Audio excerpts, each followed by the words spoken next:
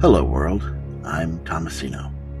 This is Solarpunk Prompts, a series to inspire storytellers, where we discuss solarpunk, a movement that imagines a world where technology is used for the good of the planet. In this series, we spend each episode exploring a single solarpunk story prompt, adding some commentary, some inspirations, and some considerations. Most importantly, we consider how that story might help us to better envision a sustainable civilization. If this is your first time here, I'd recommend checking out our introduction episode first, or this season's introduction, where we talk about what solarpunk is, why you should care, and why this series came into being. Today's prompt is the Moonshot. A group of scientists, environmentalists, and politicians, such as lobbyists to the UN, are analyzing the footprints of the solar panels and windmills around the world, trying to answer the question, is sending a rocket to the moon and back to get a ton of moon soil the best thing we can do in the middle of a climate crisis? Is moon helium fusion the best way forward? Today, only about 17% of our world's energy production supply comes from low-carbon energy, and only about 12% from renewables. We hope that our future situation will continue to change, and our communities will find new and varied ways of supplying their energy needs in a way that works in balance with their environment. In moving toward distributed power generation, local power, and smaller sustainability, we also need to acknowledge that our capacity for large-scale energy generation is taking a step backward. It is the idea and ideal of solarpunk to envision the world where local environmental balance and sustainable practices mean our need for this large power network is diminished. And what we see in homegrown communities living this model today, those expectations are fairly realistic. But what happens when we need to do more? What happens when our communities need to act big or act together on a macro scale? In this prompt, we ponder the need to do something monumental, traveling to the moon. Even today, this is a massive undertaking that's simply not feasible for many nations around the globe. We have highly technical societies with massive power grids and industries capable of so much, yet the resources required for such a thing still pose problems. It may be a lack of physical resources, the fuel creation, or the material sciences needed for a heat shield. Or the challenges may be political, with dominant forces asking why their efforts should go to such a wild idea. Even in wealthy societies with true abundance, there can be a disconnect between the mission and the benefit in the eyes of the people. And to be fair, the connections aren't always immediately obvious. Take, for example, some recent research from the European Space Agency: frying potatoes in space.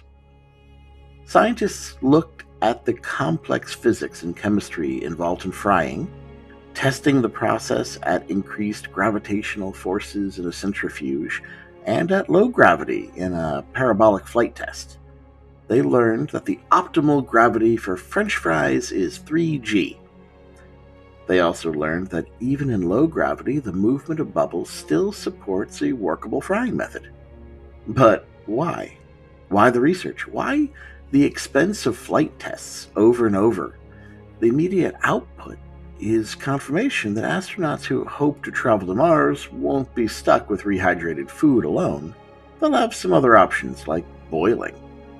But more importantly, these chemical and physical processes open the door to our understanding of more complex subjects, like producing hydrogen from solar energy in microgravity. The silly French fry experiment might help us to create the fuel needed for missions deeper into our solar system. And it's not always clear why. And that's an important theme to consider in your stories. The human will to do a thing is the first and greatest commodity needed. One story you might look at for inspiration is Andrew Dana Hudson's Our Shared Storm.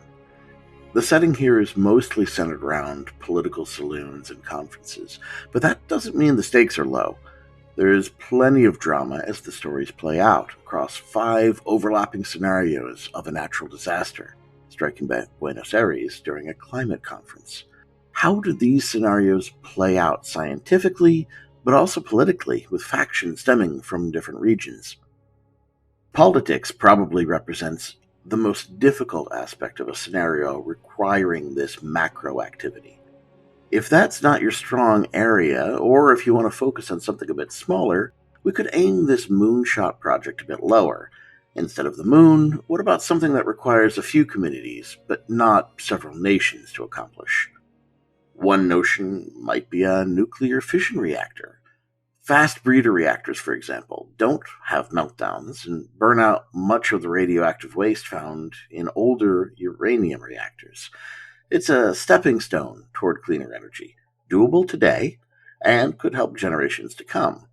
From a philosophical view, it seemed aimed in the right direction, though there are valid criticisms to explore if you go down that path.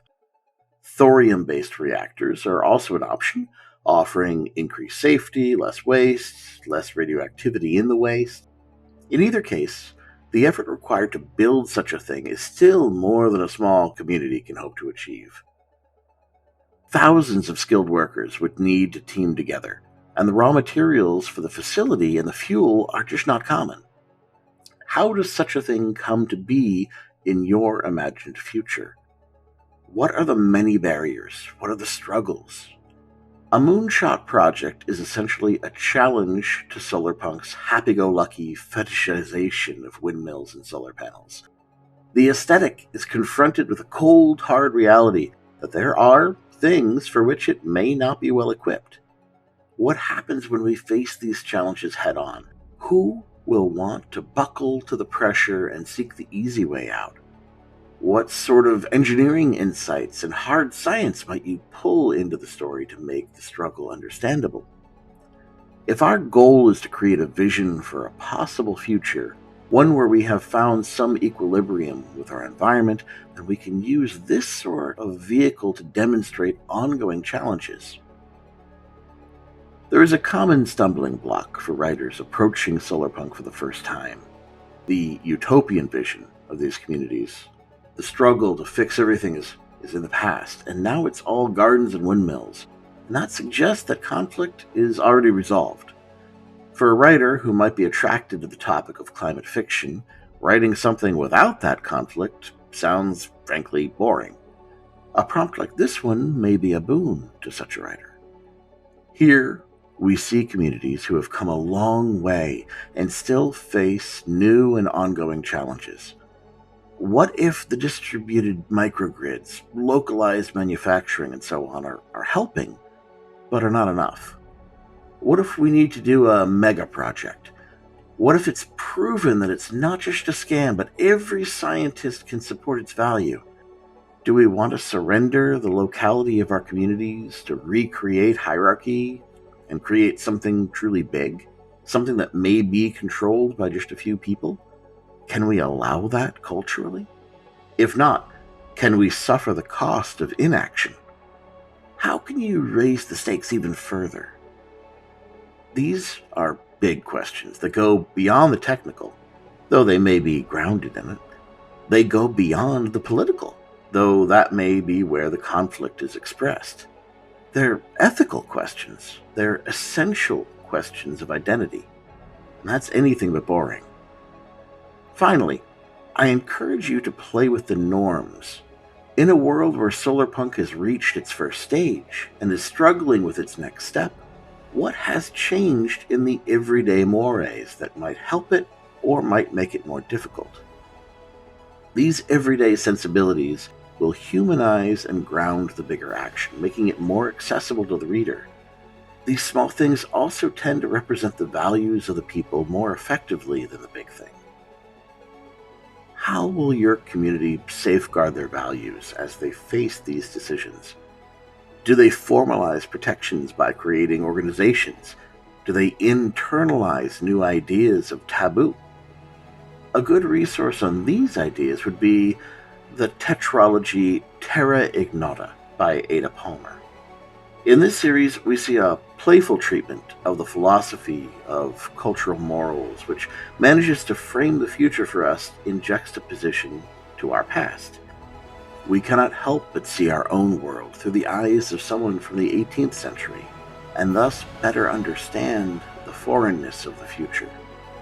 And that may be an important element for us to consider as readers. The pathway to this better future is not just external. It's not just the infrastructure or the politics.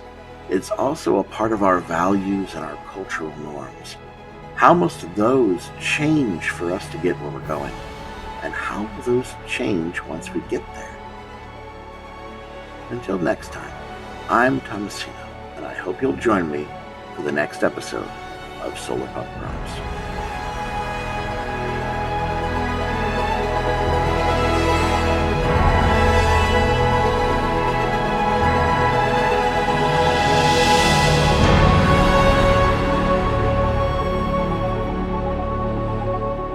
Music in this episode was from the tracks Last and First Light and Artemis by Scott Buckley.